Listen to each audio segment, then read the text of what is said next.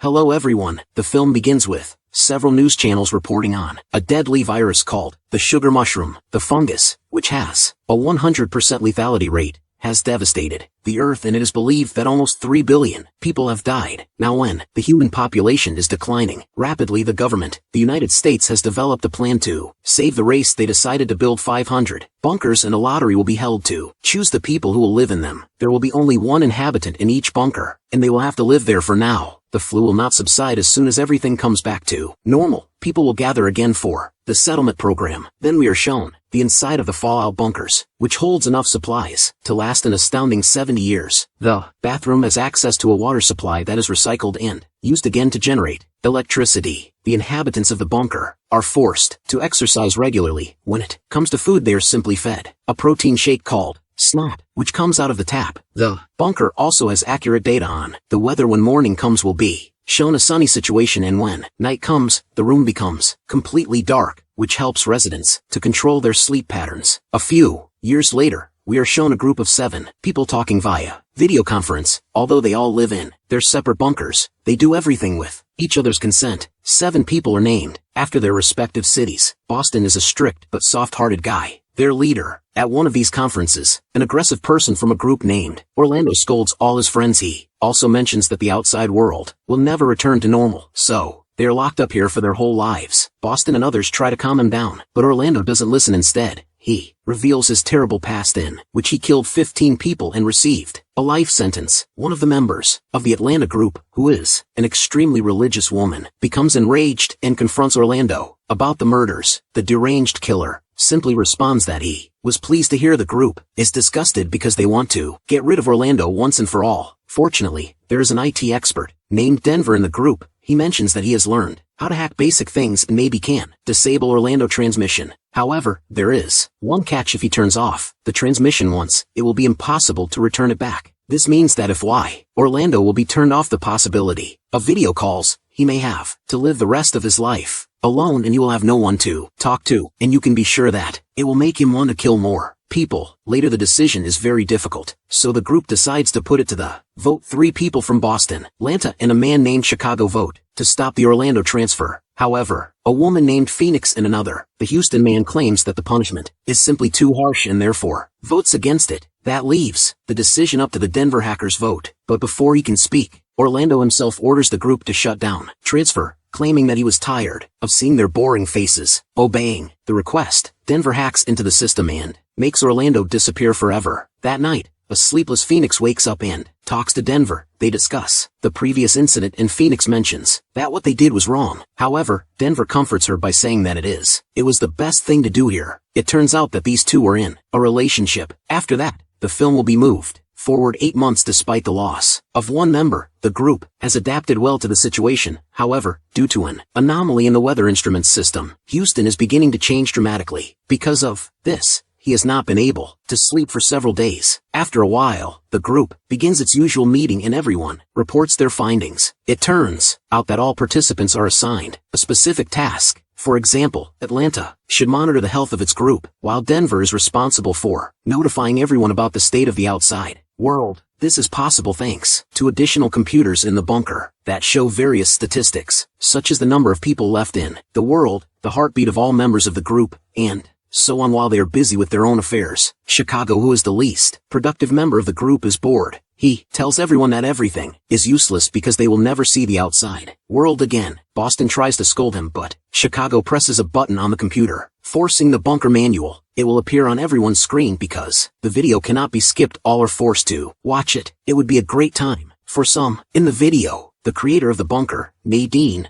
begins to explain the various amenities inside the bunker and shows that it is located 30 feet below the surface. After that, she mentions that all 500 people are divided into groups, and one such group consists of 7 people. Their only job is to help each other survive until the virus is wiped off the face of the earth. The video ends when Nadine tells what else is on this earth. There is still hope for humanity. A few days later, when the group was discussing this at one of their regular conferences, their data computers suddenly shut down. Although Boston thinks it's just a temporary defect, others are afraid that their bunker is starting to collapse, despite the fact that computers do not work in all 6 of their bunkers. Despite the fact that they are thousands of miles apart, Later, Phoenix privately calls her boyfriend Denver and tells him that the system may have been compromised due to a loophole. The loophole started when they hacked the system, disabled Orlando's video transmission. Then Phoenix begs Denver hack the system again and return Orlando, because this may be the only way to restore their computers with data. However, Denver mentions that it is impossible to return the transfer, so it's not worth trying. Hearing this, the Phoenix becomes enraged and he begins to tell the story of his life. She says that her father died at an early age. She was raised by her mother, but when she grew up, she started using drugs and even ran away from home several times. One day when Phoenix didn't find, she suspected her hiding place in her room, that her mother had taken it. Consequently, in a fit of rage, she grabbed a pair of scissors and stabbed her mother to death. Then she was imprisoned in a maximum security prison until the virus broke out and won the lottery in the bunker. After hearing this story, Denver becomes emotional and promises to return the show, Orlando. One night, he finally succeeded and called Phoenix to share the good news. Surprisingly, when they watch the tape, Orlando is nowhere to be seen. In the next scene, the couple shows the tape to the rest of the group, and as expected, Boston is unhappy that they made the decision without informing anyone. He is especially angry at Denver for hacking the system again. However, the couple simply responds that they don't care about voting anymore. At night, Phoenix calls again to Denver and asks him if he can get some personal videos of Orlando, which he wrote down. She mentions that the videos may give a clue as to where he went. Denver immediately gets to work. He puts his superior hacking skills to the test and eventually manages to upload several personal videos of Orlando. Then the couple starts watching videos one by one, most of them just Orlando working out shirtless. Ugh,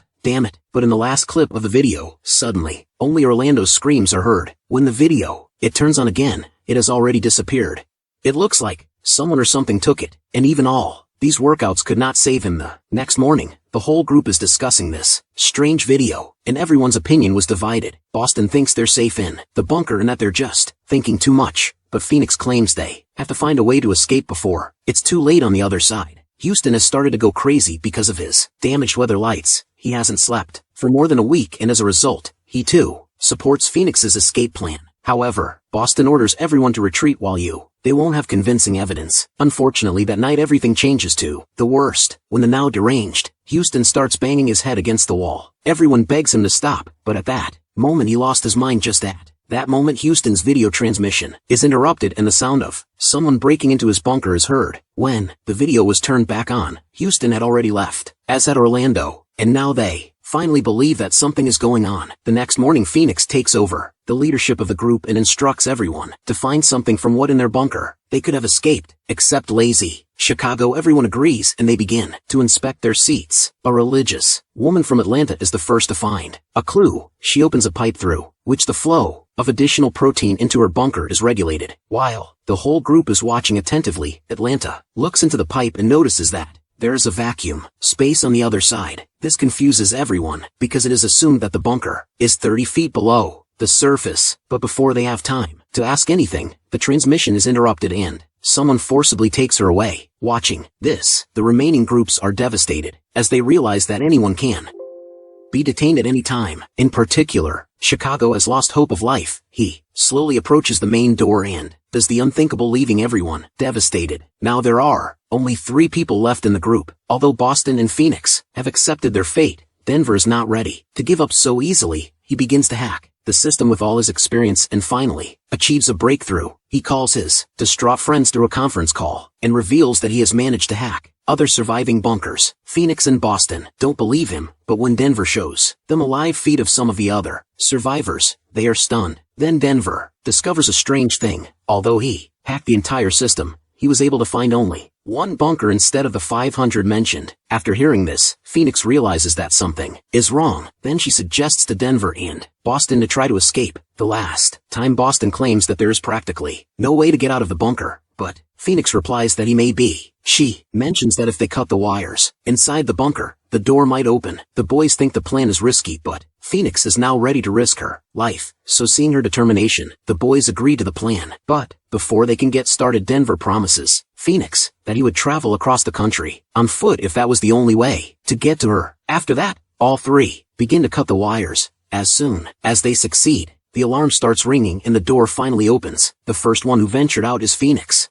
Surprisingly, the door leads to an ordinary-looking apartment with a large corridor. Phoenix always imagined that she was inside the bunker, but the truth was far from it, and before she has time to decipher anything, she goes out of the next door. Denver, meaning they've been living in the same building for the last 6 years. As the two embrace each other in joy and confusion, Boston also comes out the other door. In the next scene, all three begin to explore a strange apartment until they get to the terrace. After 6 long years, they finally experienced sunlight. Meanwhile, Phoenix climbs the stairs to get a better view of the city. Surprisingly, everything seems to be going as usual. People are walking along the streets, and traffic is crowded. Sometime later, Phoenix approaches his friends to share the news, but they seem to be hiding from someone. It turns out that two people who look like policemen are looking for this Trinity. Since it is impossible to escape from the terrace, Boston decides to arrange a diversion so that his friends can escape. The plan works and the couple descends the stairs until they get to the office. Suddenly the creator of the bunker appears, one with a gun and threatening Denver. She also warns Phoenix stay away from him, claiming that he is a dangerous person. Confused, Phoenix asks about what's going on and Nadine finally reveals everything. It turns out that crazy, specialized prisons and all the people in them are prisoners. Criminals like Phoenix never got out of prison. They were simply transferred to bunkers because Nadine wanted to give them hope and a new purpose in life. Moreover, the Saharan flu has never existed and news reports on the television was simply fabricated for the prisoners. Denver's assumptions also come true when Nadine mentions that there's only one prisoner in the bunkers. Then Phoenix asks why prisoners are being kicked out of their bunkers, as indicated by several recent disappearances. Nadine explains that when Orlando was kicked out of the group, his video somehow leaked to the public and this caused public outrage. They believe that such prisoners were given too much freedom and luxury in the bunker, and as a result the government was ordered to close the project. Consequently, they pull everyone out to make some changes to the bunkers and put them back in until they find